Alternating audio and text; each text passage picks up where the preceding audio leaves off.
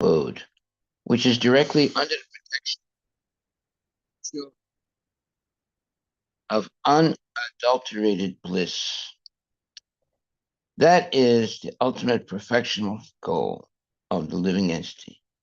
After giving up the present material body, the mystic devotee goes to transcendental abode and never comes back. Srila Prabhupada Ki Jai. Purport by His Divine Grace, A.C. Bhaktivedanta Swami Prabhupada. Actual self-realization means becoming a pure devotee of the Lord.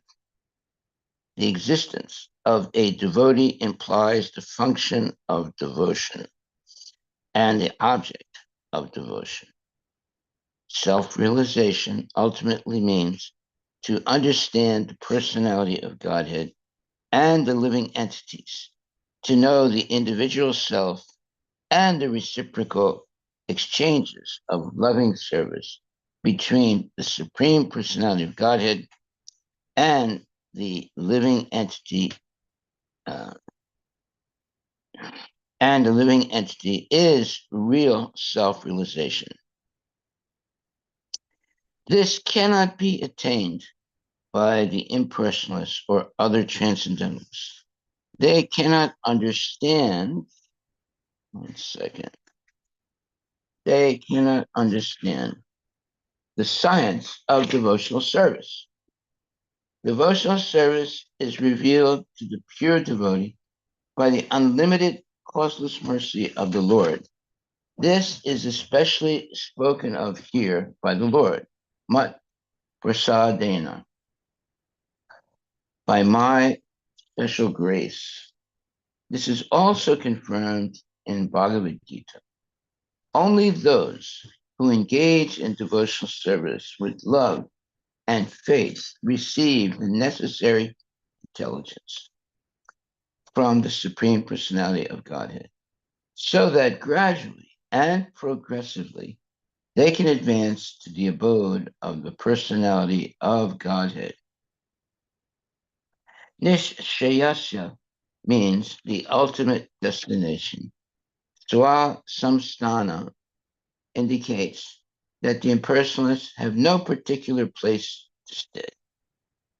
The impersonalists sacrifice their individuality so that the living spark can merge into the impersonal effulgence emanating from the transcendental body of the Lord. But the devotee has a specific abode. The planets rest in the sunshine, but the sunshine itself has no particular resting place. When one reaches a particular planet, then he has a resting place. The spiritual sky, which is known as Kaivalya, is simply blissful light on all sides, and it is under the protection of the Supreme Personality of Godhead. As stated in Bhagavad Gita 14:27, Brahmano hi pratistaham, the impersonal Brahman effulgence rests on the body of the Supreme Personality of Godhead. In other words, the bodily effulgence of the Supreme Personality of Godhead is Kaivalya, or impersonal Brahman. In that impersonal effulgence, there are spiritual planets, which are known as Vaikunthas, chief of which is Krishna Loka. Some devotees are elevated to the Vaikuntha planet, and some are elevated to the planet Krishna Loka. According to the desire of the particular devotee, he is offered a particular abode, which is known as Swa Samsthana, his desired destination. By the grace of the Lord, the self-realized devotee engaged in devotional service understands his destination even while in the material world, in material body. He therefore performs his devotional activities steadily, without doubting, and after quitting his material body, he at once reaches the destination for which he has prepared himself. After reaching that abode. He never comes back to this material world. The words lingat vinirgame, which are used here, means uh, um, mean after being freed from the two kinds of material bodies, subtle and gross. The subtle body is made of mind, intelligence, false ego, and contaminated consciousness. And the gross body is made of five elements: earth, water, fire, air, and ether. When one is transferred to the spiritual world, he gives up the subtle and gross bodies made of five elements: earth, water, fire, air, and ether. When one is transferred to the spiritual world, he gives up both the subtle and gross bodies of this material world. He enters the spiritual sky in his pure spiritual body and is stationed in one of the spiritual planets. Although the impersonalists also reach that spiritual sky after giving up subtle and gross material bodies, they are not placed in the spiritual planets. As they desire, they are allowed to merge in the spiritual effulgence emanating from the transcendental body of the Lord. The Lord, Swa Samstanam, is also very significant. The word, Swa Samstanam is also very significant. As a living entity prepares himself, so he attains his abode. The impersonal Brahman effulgence is offered to the impersonalists. But those who want to associate with the Supreme Personality of Godhead in his transcendental form as Narayana in the Vaikunthas or with Krishna in Krishna Loka go to those abodes wherefrom they never return. Jai Srila Prabhupada ki jai. Hare Krishna, Krishna Krishna, Hare Hare. Hare Rama, Rama Rama, Hare Hare. Okay, so in this verse, let's read the verse again. This is Canto 3, Chapter 27, verse number 28 and 29. My devotee actually becomes self-realized by my unlimited causeless mercy. And thus, when freed from all doubts, he steadily progresses toward his destined abode, which is directly under the protection of my spiritual energy of unadulterated bliss. That is the ultimate perfectional goal of the living entity. After giving up the present material body, the mystic devotee goes to that transcendental abode and never comes back. Okay, so this is an very important verse. It explains what happens to the genuine devotee of the Lord. And the genuine devotee of the Lord becomes self-realized by Krishna's unlimited causeless mercy. So this is an important statement because God is not a mean person, or Krishna is not a mean person. He's very, very, let's say, merciful. But to realize how merciful the Lord is, one must become free from all doubts. And in that way, he can steadily make spiritual progress. The Lord is ready to offer unlimited causeless mercy. Well, why did they use the word causeless? Because it's something that we don't deserve. It's the mercy of the Lord. Therefore, it is causeless. It's not that something that we did is putting us in such an exalted position. It's the mercy of the Lord due to the regulated service of the devotee. So, uh, and that's why it says, my devotee actually becomes self realized by my unlimited, causeless mercy. And thus, when freed from all doubts, he steadily progresses toward his destined abode, which is directly under the protection of my spiritual energy of unadulterated bliss. That is the ultimate perfectional goal of the living entity. After giving up the present material body, the mystic devotee goes to that transcendental abode and never comes back. Okay, so the main point here is that uh, when the devotee is freed from all doubts, that's important. That's really important. Doubts are demons in spiritual life. So, in uh, uh, in mundane life, uh, people are taught, especially people who are involved in philosophy, they're taught to doubt everything, and uh,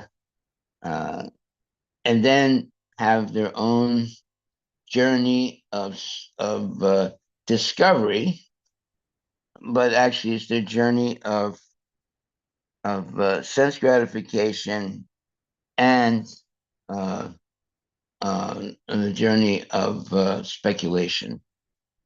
The devotees, let's say the devotees' experience is one of surrendering to the Lord by following the instructions of a bona fide spiritual master and clearing away all doubts about their position in the spiritual world and how to please the Lord by regulated devotional service. This gives the devotee the unique opportunity of making genuine spiritual advancement under the protection of Krishna. So that's why it says here, my devotee actually becomes self realized by my unlimited, causeless mercy. That's a fact. When it's called causeless mercy, means it's nothing that the devotee has actually done. It's by the mercy of the Lord. So how is that happen? When the devotee gives up all types of speculation and surrenders to the Lord. And the proof that they're surrendered is they are always engaged in devotional service without asking for anything from the Lord. That means that they're actually self-realized. They understand that they are the eternal servant of the Lord, and they don't have to ask for anything. Why? Because they understand the Lord is in their heart and He knows what they need and what they don't need. So they don't have to ask for anything. They simply engaged in devotional service without any material motive. That means that they're freed from all doubts. Then they can steadily progress towards toward the destined abode, which is directly under the protection of Krishna's spiritual energy of unadulterated peace. That is the ultimate perfectional goal of the living entity. Okay, that's a major statement. The ultimate perfectional goal of the living entity. After giving up the present material body, the mystic devotee goes to that transcendental abode and never comes back. Well, uh, that's a good let's say destination to go back to the transcendental abode and never come back again to the material world. That can only happen when uh, when we receive the causeless mercy of the Lord and we become free from all doubts, then we steadily make progress toward the destined abode, which is directly under the protection of Krishna's spiritual energy of unadulterated bliss. Now, see, that's very important. Unadulterated bliss. That is the proof that one is liberated because they're never morose. They never doubt the existence of God. They never stop devotional service. They never become despondent and feel as if they're not they're not making any spiritual advancement. The best way to make spiritual advancement is not to desire any material thing, but to use every material thing in the service of the Lord. So the Mayavadis, they don't want to use material things in the service of the Lord because they think that is Maya. So they give up any attachment to material things, but that is incomplete surrender to the Lord because all material things belong to the Lord. He's the proprietor of everything. So therefore, correctly using everything in Krishna's service is much more spiritually advanced than rejecting everything and staying in a limbo state of trying to annihilate their individuality so that they have basically no more desires. So there are desires and there are desires. If you desire uh, to surrender completely to Lord Krishna, that's not a material desire. That's a spiritual desire. But if you desire for something that is material for one's sense gratification, well, that keeps one in the material world. So we don't say, like the Mayavadis, that you have to kill all desires. That's impossible, and that's not what you would call feasible. A person cannot live without desires, but we can purify desires. See, that's the difference between the Mayavadis and the devotees. The Mayavadis want to stop all material desires, and the devotees purify the material desires by engaging everything in the service of the Lord. So there's a wide hiatus, or let's say difference, between the Mayavadis and the devotees. So when the Mayavadis see that devotees are engaged in devotional service, they think that is Maya. When the devotees see the Mayavadis engaged in silent meditation, they understand that that is incomplete way of serving the Lord. There's some aspect of service of the Lord by silent meditation, but it's not really beneficial because ultimately one will fall down. But active engagement in devotional service without always hankering for material enjoyment, that's the way to become liberated from the cycle of birth and death. So here it says, my devotee actually becomes self-realized by my unlimited causeless mercy. So this word causeless mercy means it's something that the devotee did not do, or it's not because of some merit of the devotee. It's causeless. It's nothing that the devotee did. It's given without earning it. Let's put it like that. Um, But when do we release? When do we experience or live in this causeless mercy? It's when we're freed from all doubts. That means that we have become to the position to have complete faith and love for Krishna. Therefore, we have no doubts.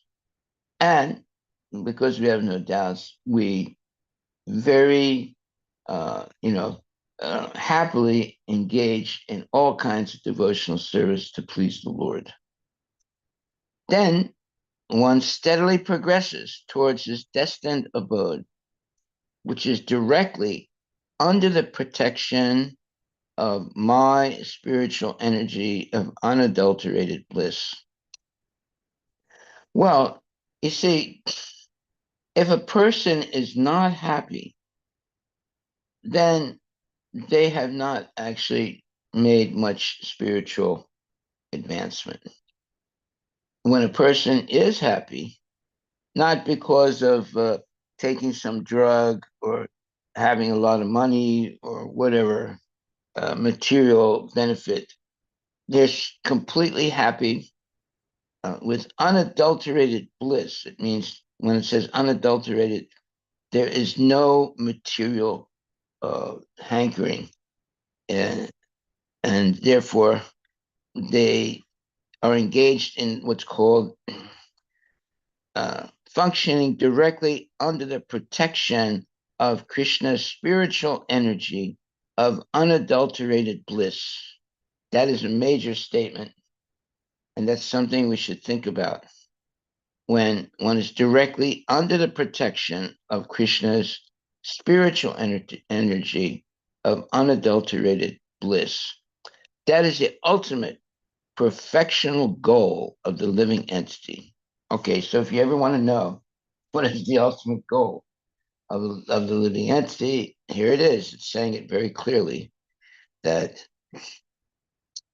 uh, my devotee actually becomes self-realized by my unlimited, causeless mercy.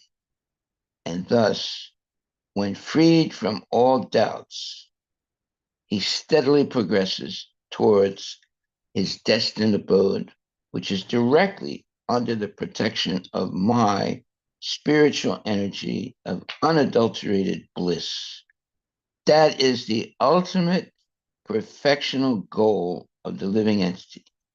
After giving up the present material body, the mystic devotee goes to that transcendental abode and never comes back.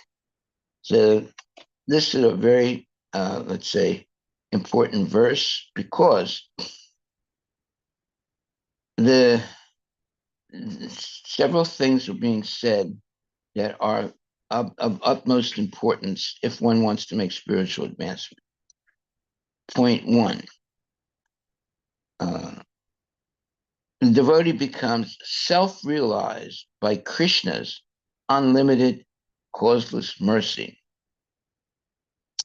So how do we merit Krishna's unlimited, causeless mercy? Well, it's because we surrender to the Lord. So when you surrender to the Lord, you happily engage in devotional service without any hankering. Oh, I would like to have this. Oh, I'm missing that thing. Oh, I don't feel happy. Oh, this, oh, that. Oh, those are what we call hankerings, desires that are uh, always in the mind of someone. When one becomes free of that hankering, uh, then they can experience the unlimited, causeless mercy of the Lord. And that puts them in a position where they're freed from all doubts. And the proof is that the devotee steadily progresses towards his destined abode, which is directly under the protection of Krishna's spiritual energy of unadulterated bliss.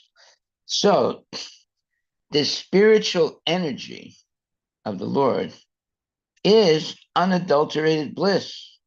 In other words, there's no lamentation, there's no hankering in the material, in the spiritual world. Now, when you read about the gopis that are uh, in a state of, let's say, uh, feeling devastated because they have lost the vision of Krishna, say, that's because they became a little puffed up, and then Krishna immediately disappeared. And now they can't. They're searching for Krishna. They can't. They're never satisfied without the vision of Krishna. And when their desire for Krishna becomes very extreme, he appears again. So that type of pastime with the gopis and Krishna is on the top level of devotional service. When the gopis feel devastated by not being able to see the Lord, and then they are searching for the Lord desperately because somehow or other they became a little bit puffed up. Oh, now I have the complete control of the Lord. Uh, he is. Uh, uh, I am riding on his back, and so forth. And then all of a sudden, uh, Krishna uh, goes somewhere where there's a branch of a tree, and the gopi gets stuck in the branch of the tree, and Krishna keeps walking. So now the gopi is completely devastated, and now is searching for Krishna. All the gopis are searching for Krishna. These are some of the pastimes of the Lord, just to show the gopis the urge, not the urge, but the absolute desire to never be away from the Lord, to always be in the company of the Lord, puts the gopis in a state of anxiety to see the Lord and to serve the Lord. So here it says that my devotee actually becomes self realized by my unlimited, causeless mercy. Whenever it says unlimited, causeless mercy, that means it's not exactly uh, achieved by the devotee by something that he's done. Why? Because if you're trying to achieve something, it's a desire. But if you're freed from all doubts and you engage in unadulterated devotional service, now you're approaching the Lord without any material desire. And you come directly under the protection of Krishna's spiritual energy of unadulterated bliss.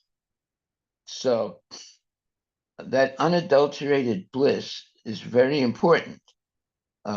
It means that it's pure bliss and love for the Lord, and pure bliss and loving service for the Lord. And nothing can shake you, nothing can put you in doubt about the devotional service that you're doing. So here it says, that is the ultimate perfectional goal of the living entity. The spiritual energy of unadulterated bliss. Under the protection, we're under the protection, we come under the protection of Krishna's spiritual energy of unadulterated bliss.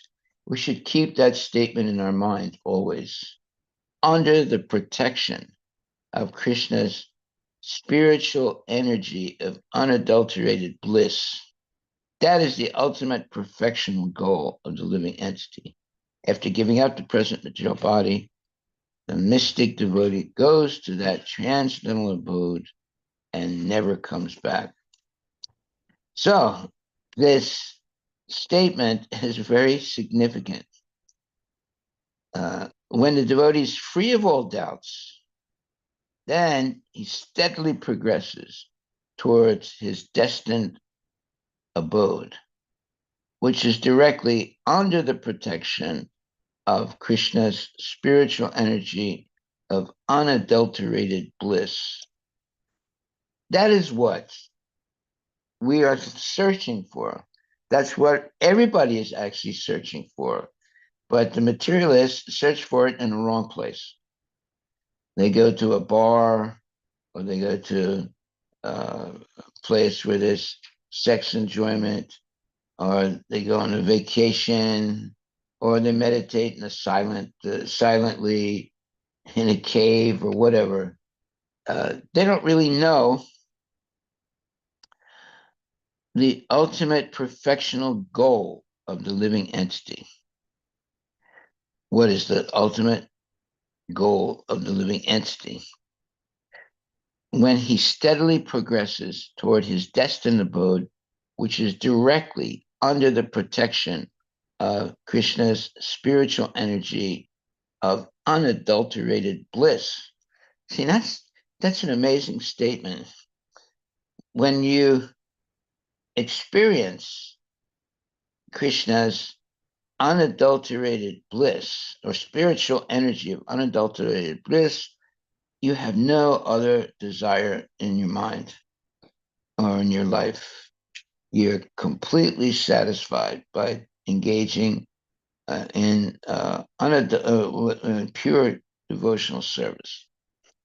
And that is the ultimate perfectional goal of the living entity. After giving up the present material body, the mystic devotee goes to that transcendental abode and never comes back. Well, these are big statements, and we have to meditate on these statements, especially when Krishna says that the devotee steadily progresses toward his destined abode, which is directly under the protection of my spiritual energy of unadulterated bliss. So if we reach that level of unadulterated bliss in the service of Krishna, that means that we're no longer in the material world. We might physically be in the material world, but we are not functioning in the material world. We're functioning in the unadulterated bliss of Krishna's protection. Okay.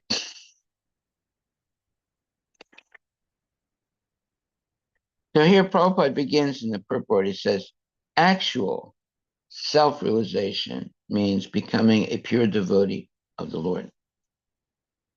So that means that there might be many, let's say, steps towards real self-realization.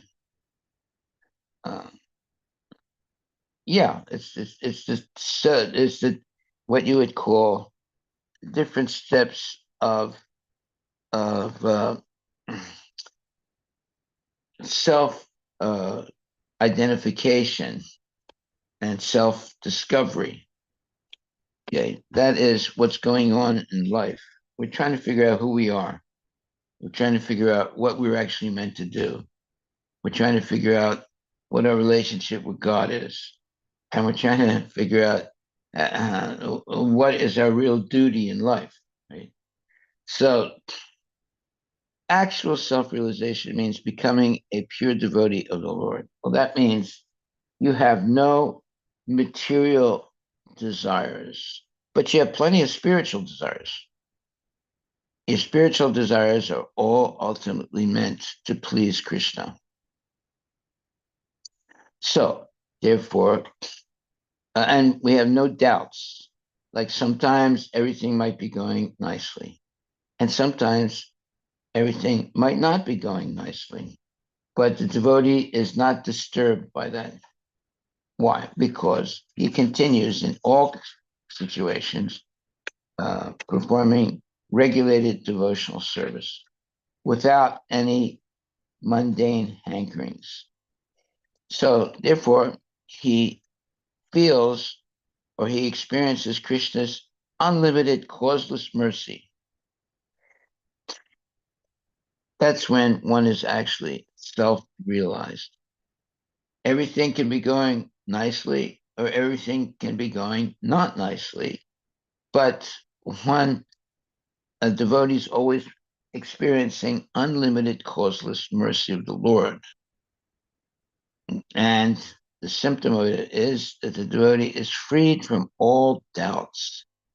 Therefore, he steadily progresses toward his destined abode, which is directly under the protection of Krishna's spiritual energy of unadulterated bliss.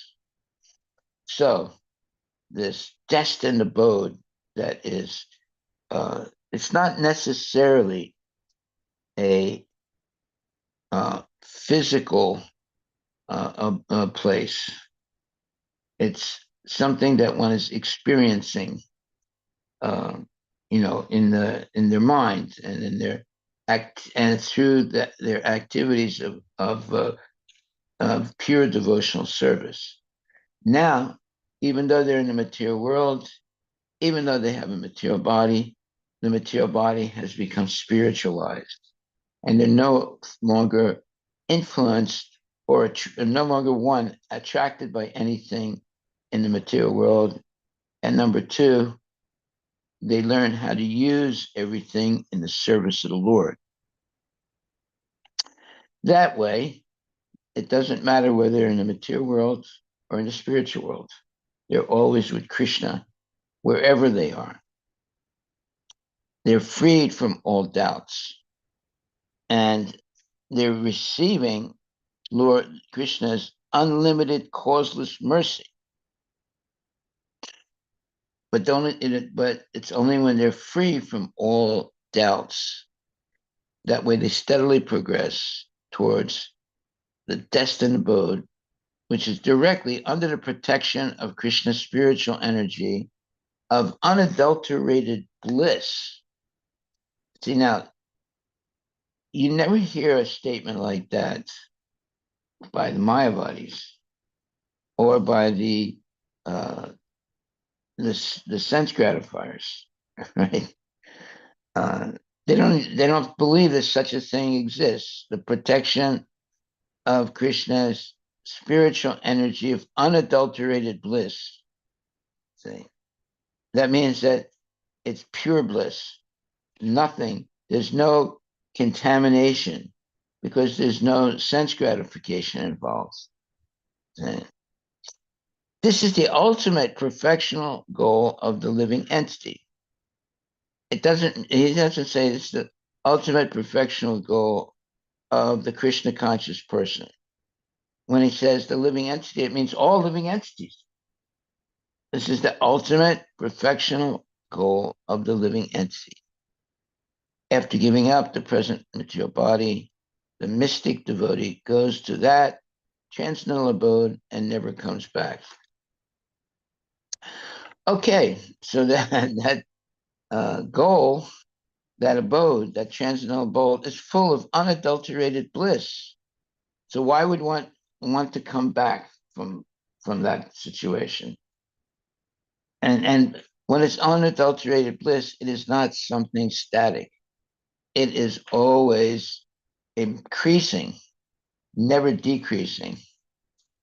So if you're in a situation where the bliss is always increasing, you would never be hankering for it to decrease. You would be wanting more and more of a good thing. See, it's like sometimes you might have some ice cream and then you eat some and then say, can you give me some more? You eat some more. And then you say, well, can you give me some more again? But this has been much better than wanting ice cream. This is uh, acting under the protection of Krishna's spiritual energy of unadulterated bliss.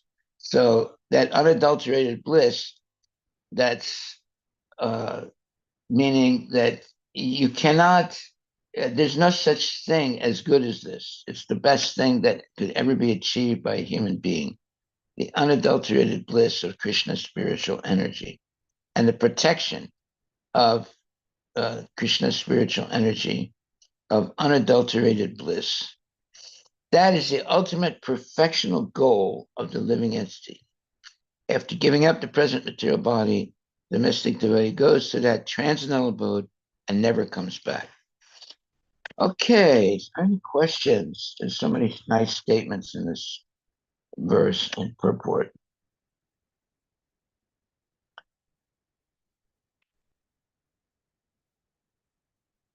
Yes.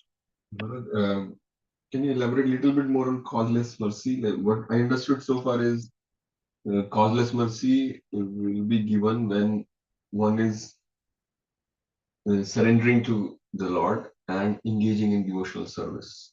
So, is- so one has to be free from the all doubts as well before getting the causeless mercy, or that's the second step.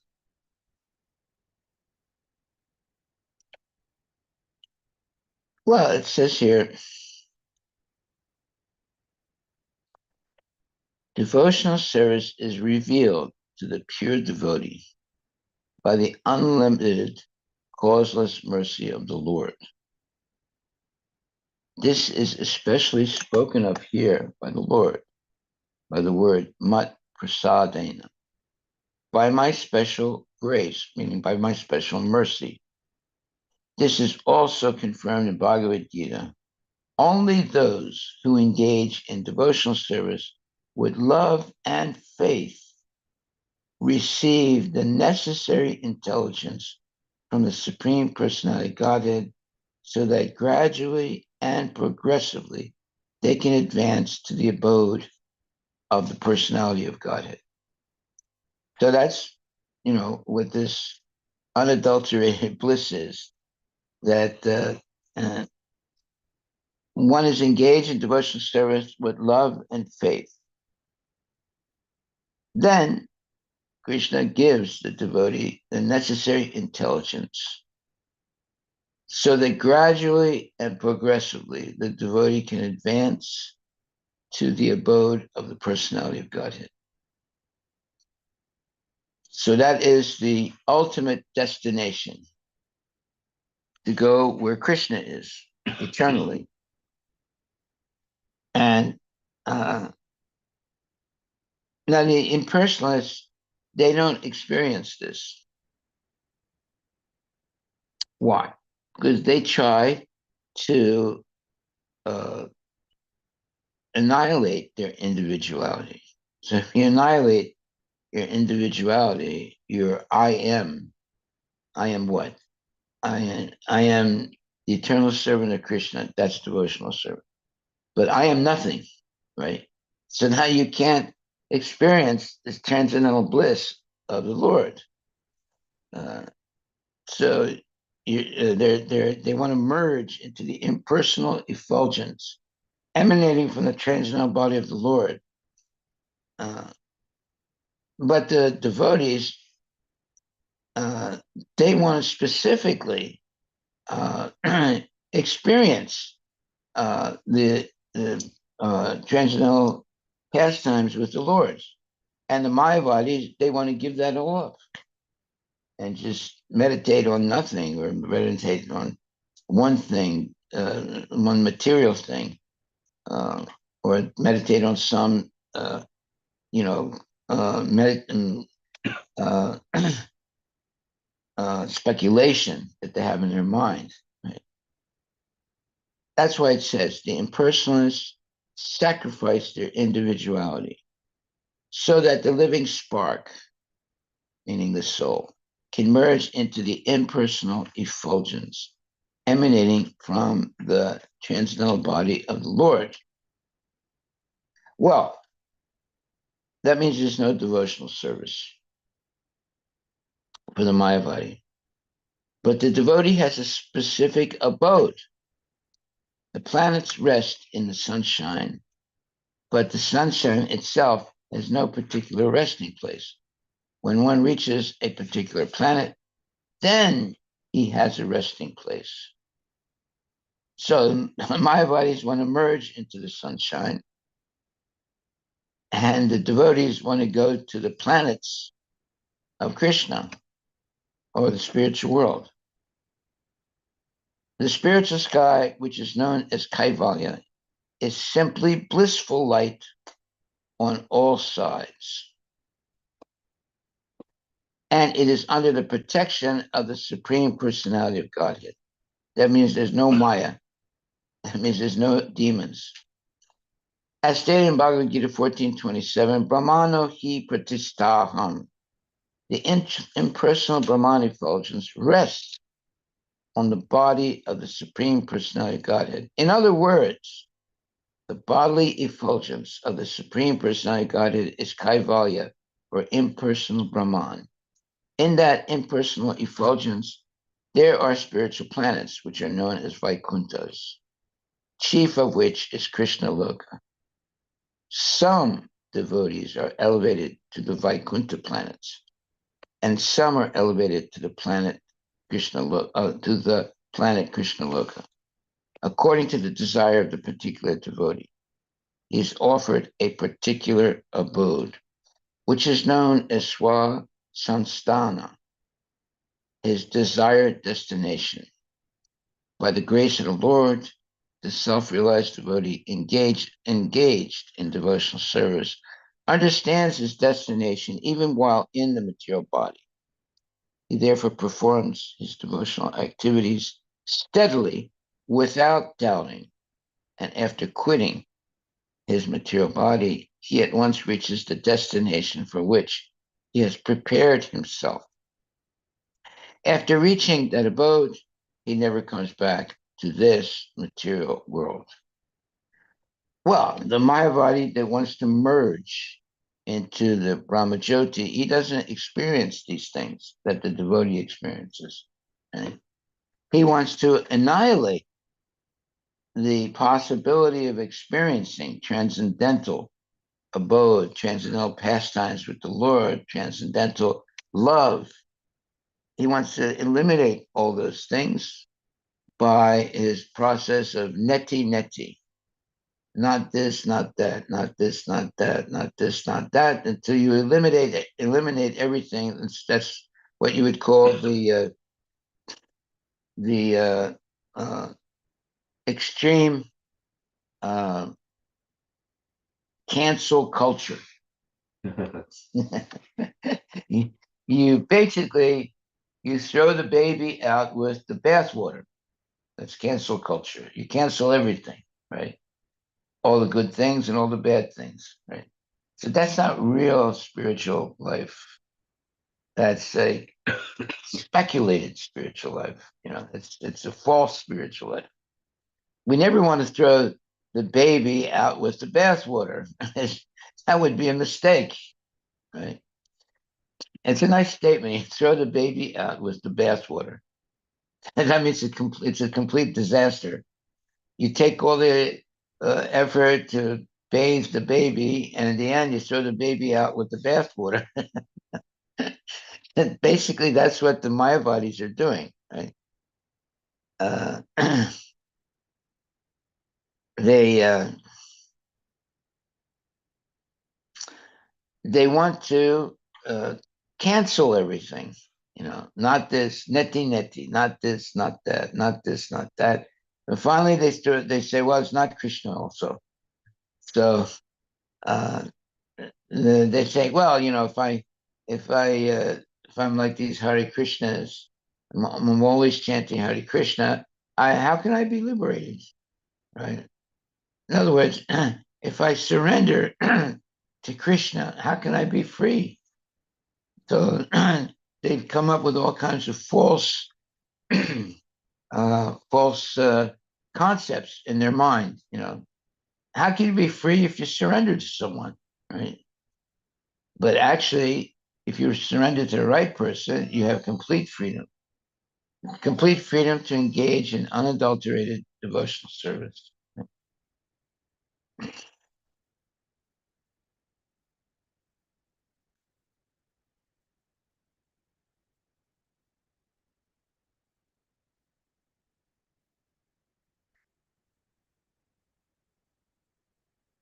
Okay, so here it says the words lingad vinirgame, which are used here, mean after being freed from the two kinds of material bodies, subtle and gross. The subtle body is made of mind, intelligence, false ego, and contaminated consciousness. And the gross body is made of five elements: earth, water, fire, air, and ether. When one is transferred to the spiritual world, he gives up both the subtle and gross bodies of this material world. He enters the spiritual sky in his pure spiritual body and is stationed in one of the spiritual planets. Although the impersonalists also reach the spiritual sky after giving up the subtle and gross bodies, they are not placed in the spiritual planets as they desire. They are allowed to merge in the spiritual effulgence emanating from the transcendental body of the Lord. The word sva samsthanam is very significant. As a living entity prepares himself, so he attains his abode. The impersonal Brahman effulgence is offered to the impersonalists, but those who want to associate with the Supreme Personality Godhead in his transcendental form as Narayana in the Vaikuntha planets, or with Krishna in Krishna Loka, go to those abodes wherefrom they never return. So there's only one place where there's no devotional service. There is devotional service in hell. There is devotional service in the spiritual world, right? There is devotional service even in the material world, right? There's only one place where there's no devotional service, and that is in the Brahman effulgence. There's no devotional service in the Brahman effulgence. But that's what the Brahman of the Mayavadis want to achieve. They want to merge into the effulgence or Brahman effulgence. And that's why it says here, as a living entity prepares himself, so he attains. It's a boat. The impersonal Brahman effulgence is offered to the impersonal. But those who want to associate with the Supreme Personality Godhead in his transcendental form as Narayana in the Vaikunthas or with Krishna in Krishna Loka, go to those abodes wherefrom they never return. So when it says devotees never return, it's implying that the Mayavadis who want to merge into the Brahman effulgence will fall down eventually. Whereas the devotee who is in the spiritual world, in the company of Narayana in Vaikuntha planets or with Krishna in Krishna Loka, they will never fall down. They'll never return to the material world. So let's say you're in a rocket ship and you're aiming to go to the moon, but you make some mistakes and you go past the moon, and now you're in the open space that's more or less infinite. So you have no shelter. You're just floating in the infinite space of the infinite space. So you never have any abode. You just flying through the space. So this is the condition of the Mayavadi. He doesn't take, let's say, refuge on a spiritual planet. He's just floating in infinite space. So therefore, it says here,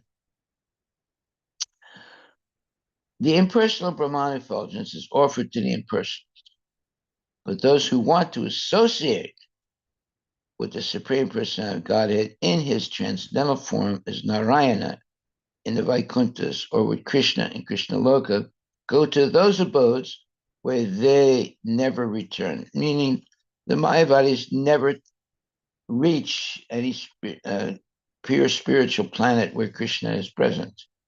They keep floating in the Brahman effulgence. That's why it says the impersonal Brahman effulgence is offered to the impersonalists.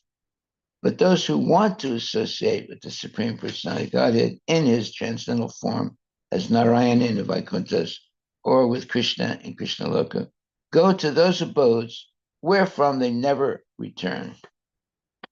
So the Mayavadis, they attain what? What do they attain? They attain floating in the infinite space. And the devotees, they attain the planets where the Lord is present. So let's say, you're an astronaut and you're trying to go to the moon, right? But if the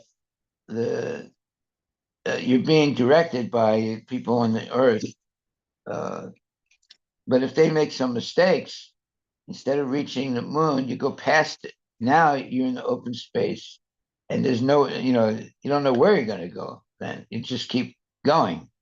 And space is it's unbelievably huge, right? So if you miss your target of the moon, you could be lost forever. So the same thing happens here with the Mayavadis. Instead of taking shelter on the planet of the Lord, they just float in the infinite space, and they never become Krishna conscious. As the living entity prepares himself, so he attains his abode. The impersonal Brahman effulgence is offered to the impersonalists, but those who want to associate with the Supreme Personality of Godhead in his transcendental form as Narayana in the Vaikunthas or with Krishna in Krishna Loka go to those abodes wherefrom they never return.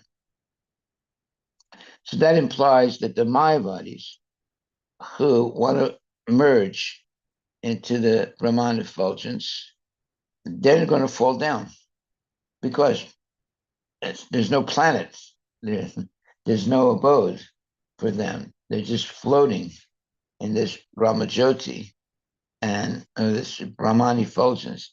And then they're going to get bored and they're going to fall down.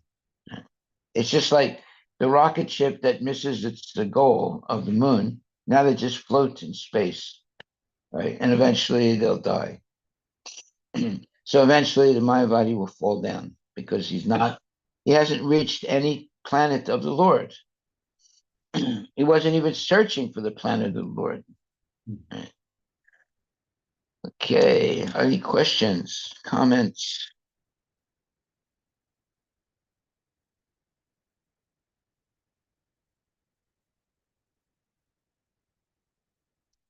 So the main statement is that the impersonalists sacrifice their individuality so that the living spark can merge into the impersonal effulgence emanating from the transcendental body of the Lord.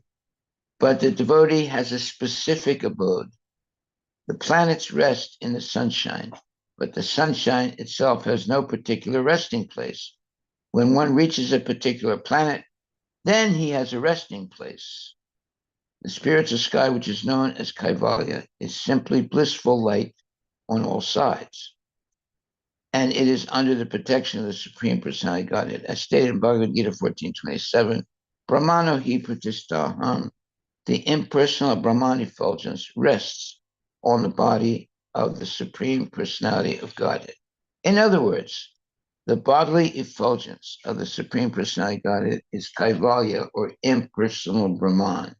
In that impersonal effulgence, there are spiritual planets which are known as Vaikunthas, chief of which is Krishna Loka. Some devotees are elevated to the Vaikuntha planets, and some are elevated to the planet Krishna Loka. According to the desire of the particular devotee, he is offered a particular abode, which is known as Swasamsthana, his desired destination. By the grace of the Lord, the self-realized devotee engaged in devotional service understands his destination, even while in the material body. He therefore performs his devotional activities steadily without doubting, and after quitting his material body, he at once reaches the destination for which he has prepared himself. After reaching that abode, he never comes back to this material world. Okay, however, uh, however, previous.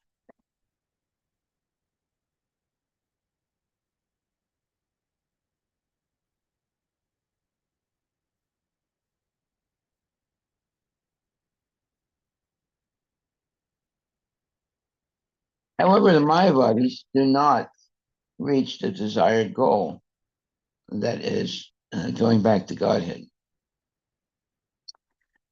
They try to merge into the Brahman effulgence. And as we said, there is devotional service in the material world. There is devotional service in hell, but there's no devotional service in the Brahman effulgence.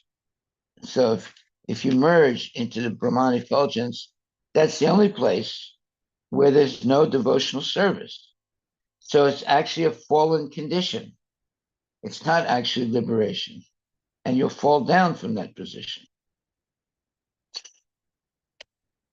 And one time the Prabhupada explained that if you merge into the Brahman effulgence, which is eternal, but you will fall down from the Brahman effulgence because there's no, let's say, service there.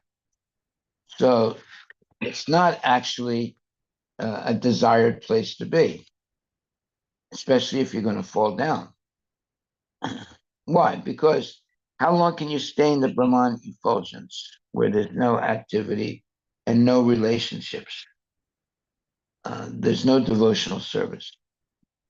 That's the only place where there's no devotional service. There's devotional service in hell. There's a devotional service in the spiritual world. But in the Brahman effulgence, there's no devotional service. So, therefore,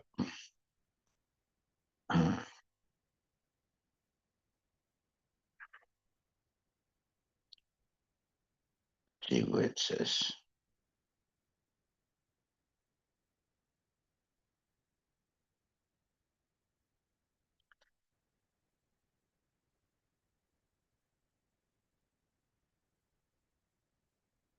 Okay, so it says here, my devotee actually becomes self-realized by my unlimited causeless mercy. And thus, when freed from all doubts, he steadily progresses toward his destined abode, which is directly under the protection of my spiritual energy of unadulterated bliss. See, now that's a beautiful statement. It's under the protection of my spiritual energy of unadulterated bliss. So if you're experiencing unadulterated bliss in devotional service, you are directly under the protection of Krishna. That is the ultimate perfectional goal of the living entity. After giving up the present material body, the mystic devotee goes to that transcendental abode and never comes back. So in the purport, let's read this again. Actual self-realization means becoming a pure devotee of the Lord. The existence of a devotee implies the function of devotion and the object of devotion. Okay, now that's a very important statement. What does it mean? Self-realization ultimately means to understand the personality of Godhead and the living entities, to know the individual self and the reciprocal exchanges of loving service between the Supreme Personality of Godhead and the living entity is real self-realization. So, if there's someone meditating silently in a closet, if someone is meditating silently in uh, some place, right? That means that they're not having any relationship with someone else. So the picture of uh, the yogi who's meditating silently somewhere, right? They're not in relationship with anyone. They're just tied up in their own ego. And if they break their meditation, they go seeking sense gratification, right? So that means that it's a artificial state of consciousness.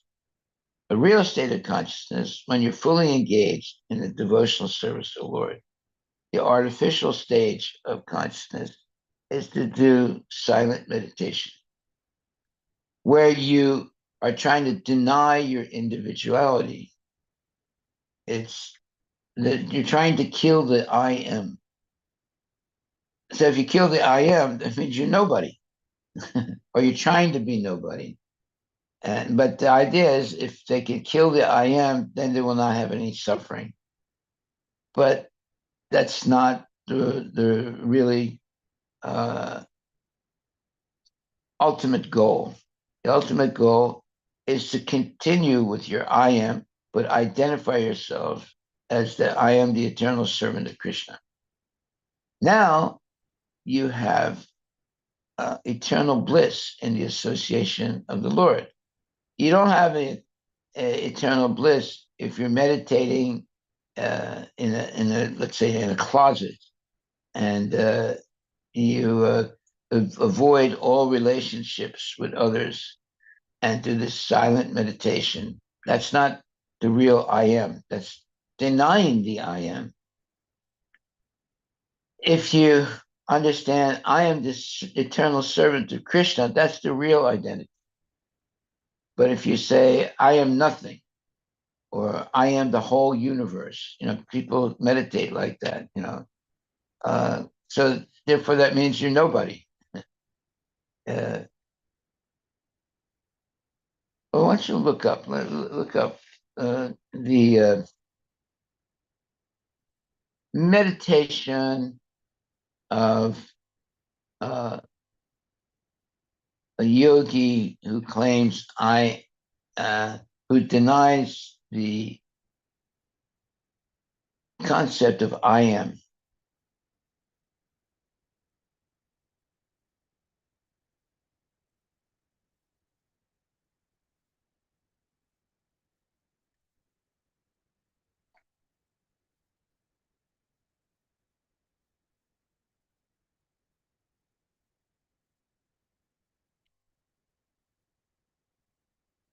You got something? Yes, Maharaj. That's okay.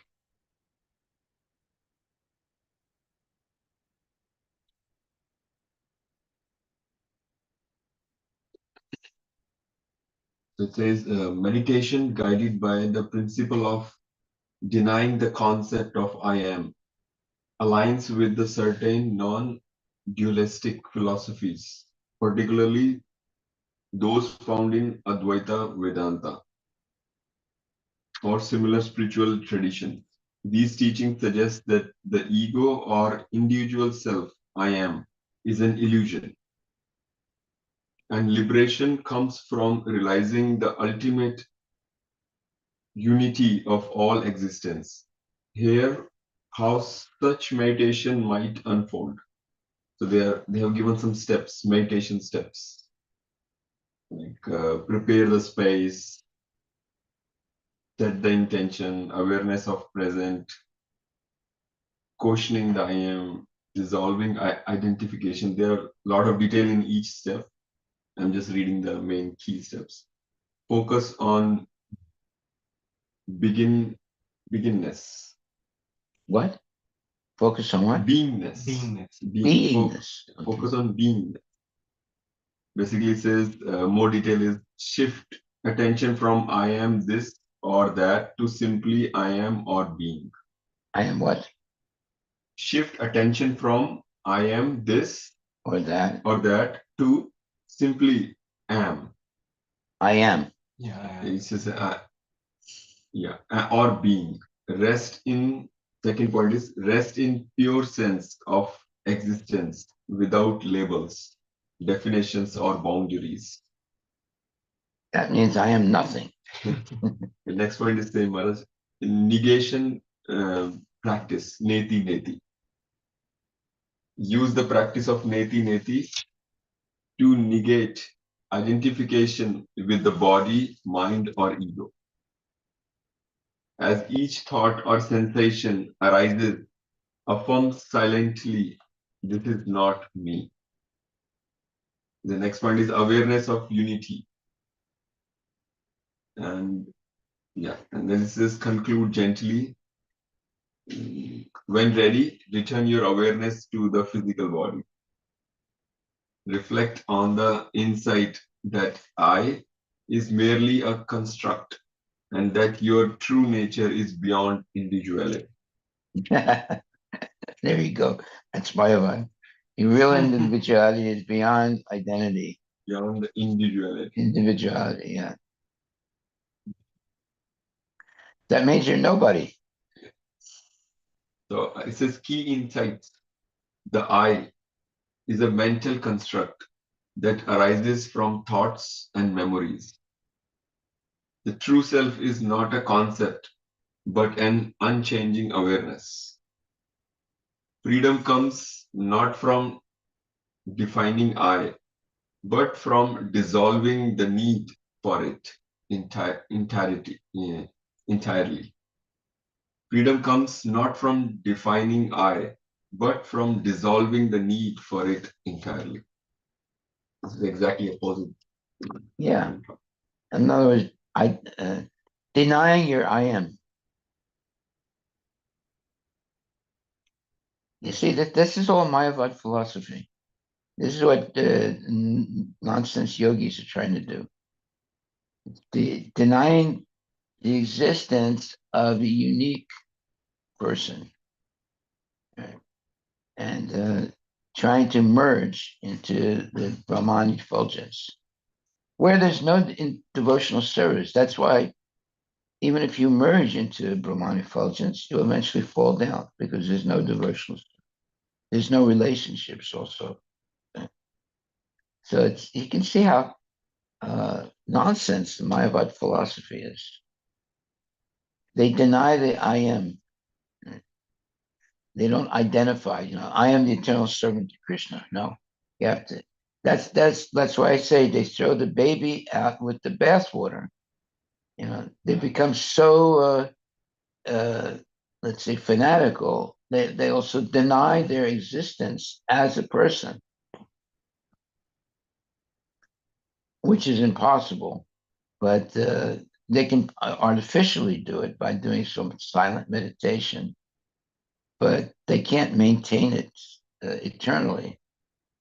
So they'll eventually fall down. It's just like, the yogi Subari, Lukima Subari. He was meditating underwater for a very, very long time. Huh? Yes, Maharaj, correct. Then he saw the fishes. Yeah, the mating, and then he comes out and He tries to marry a whole bunch of girls. king, and he makes up this kind of a floating airplane in which he lives for a very, very long time. For sense gratification. Yeah, and use all his yogic powers. Yeah. That happens for the people who try and deny I am. After meditating for a very long time, Yeah. they still had the same desire Yeah. to enjoy. Yeah, they didn't purify their consciousness. They contaminated it more. They become more contaminated. Yeah. So Maharaj, the people who are doing silent meditation, so their senses will get purified, or But it's just a temporary state. They are not using this. It's an illusory state. Even though after practicing for like long time, still no How pleasure. long can you meditate? All right, you tell me, how long can you meditate? You know, you'll eventually fall down. Eventually get bored, right, and fall down. Then you become an altruist. You open hospitals, or you do some types of you know mundane service. Um, but you can't hold that position of meditating on nothing. You can hold it for some time, but you can't hold it forever.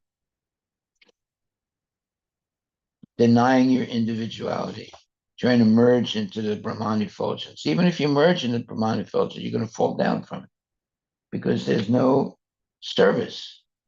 That's the only place where there's no devotional service. It's the Brahmacharya. So therefore, you'll eventually fall down. Okay. So our takeaway here is, it says, the last paragraph of this verse, verse 27, but actually we were reading 28 and 29. So let me look at that.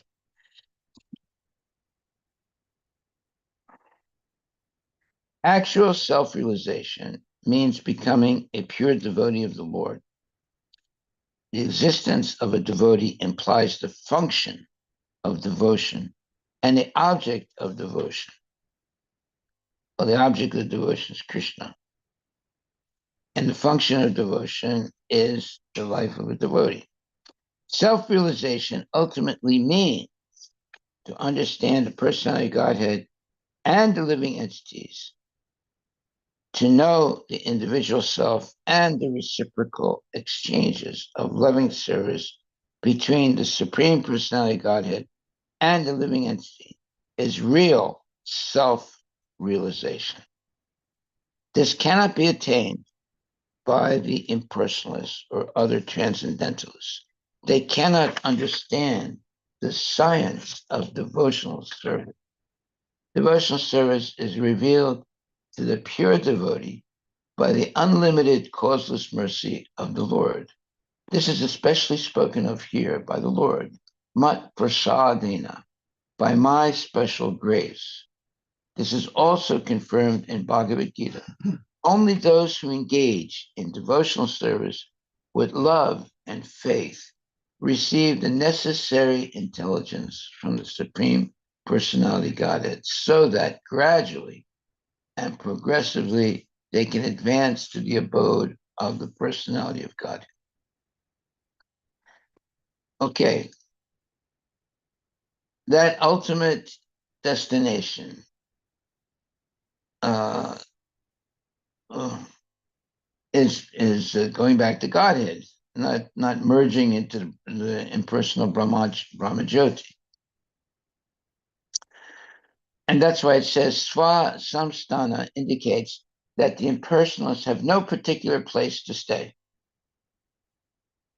The impersonalists sacrifice their individuality so that the living spark can merge into the impersonal effulgence emanating from the transcendental body of the Lord, but the devotee has a specific abode.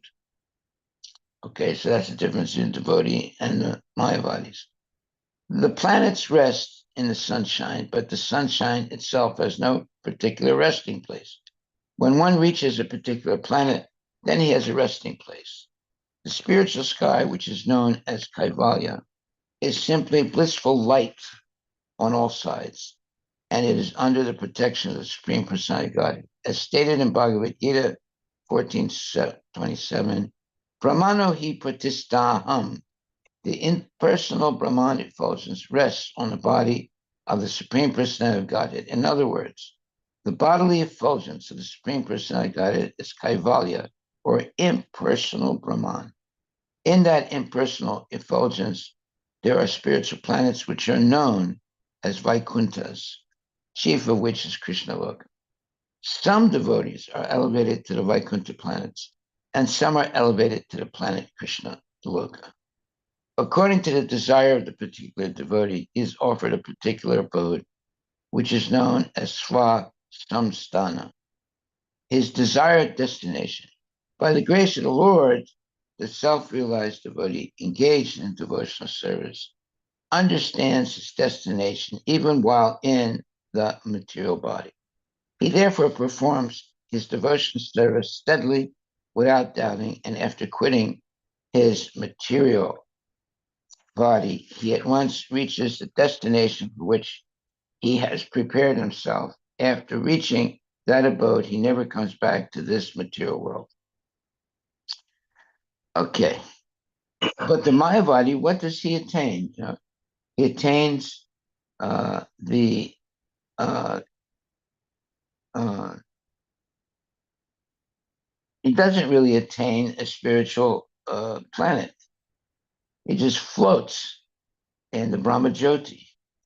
So there's no real, let's say, way of identifying himself as a devotee. And there's no, the reason is there's no devotional service in the Brahmajyoti. Therefore, to reach the Brahmajyoti, you have to deny your individuality and merge into it. Right? But how long can you remain merged? Not forever. You'll fall down. The slightest material desires, like that the person was meditating underwater, the slightest material agitation fell down, even though he was meditating for a very long time underwater.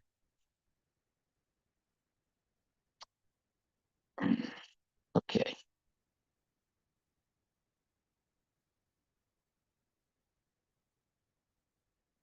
Any questions, comments?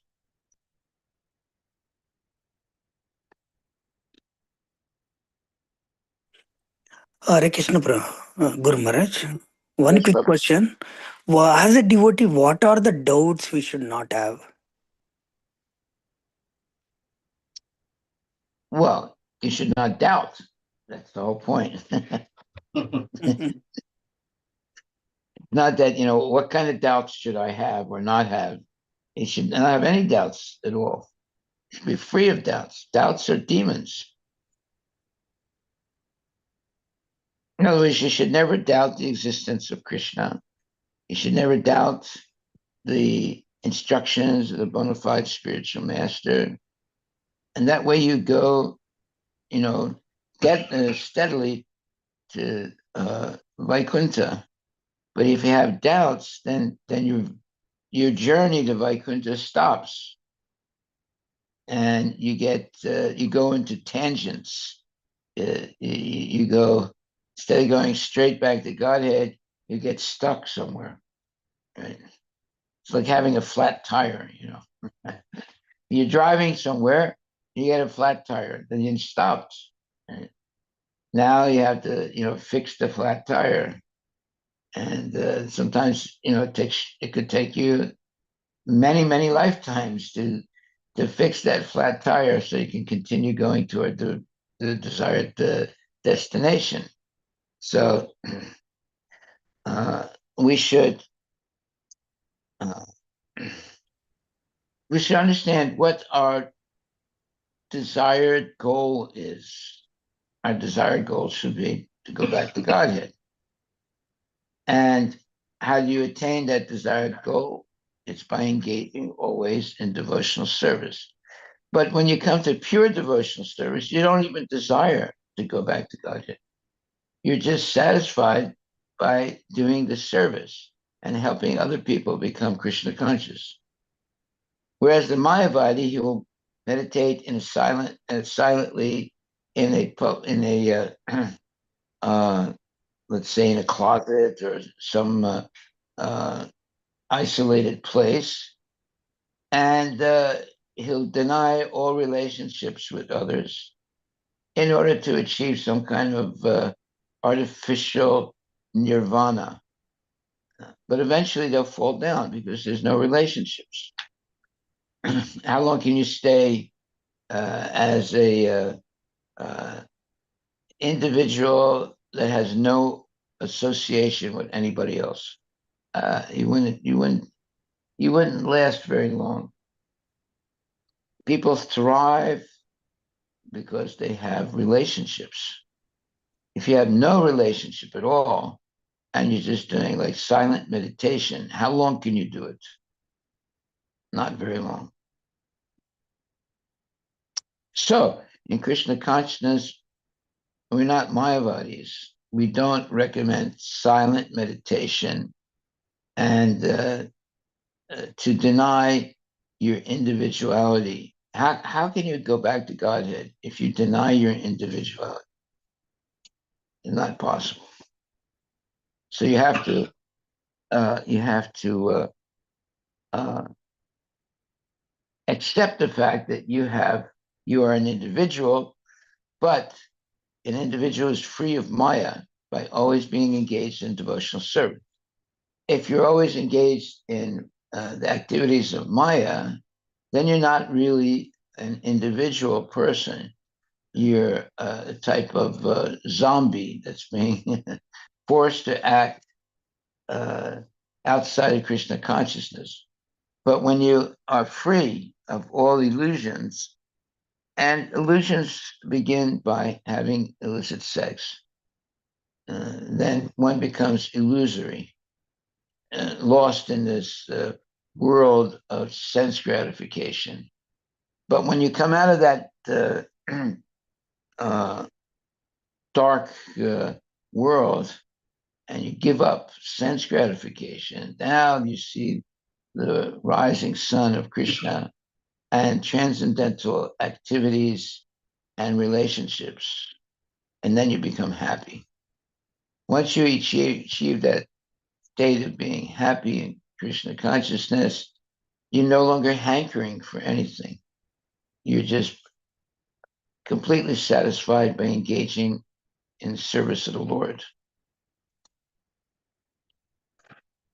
So to become a Mayavadi is very complicated. To become a devotee is very simple. Chant Hare Krishna, dance, feast, and hear lectures, and go back to Godhead. It's pretty simple. It's not complicated. To become a Mayavadi is very complicated because you have to do all kinds of, meditations and this thing and that thing. And you never really reach the goal that you want, which is to be free of the cycle of birth and death. You can have temporary relief from the cycle of birth and death, but it's not eternal because the Mayavadi always wants something. See? Just like the guy that was meditating underwater, Sobari, he eventually wanted something. That's why he fell down. He was not satisfied with staying underwater and meditating. Yeah.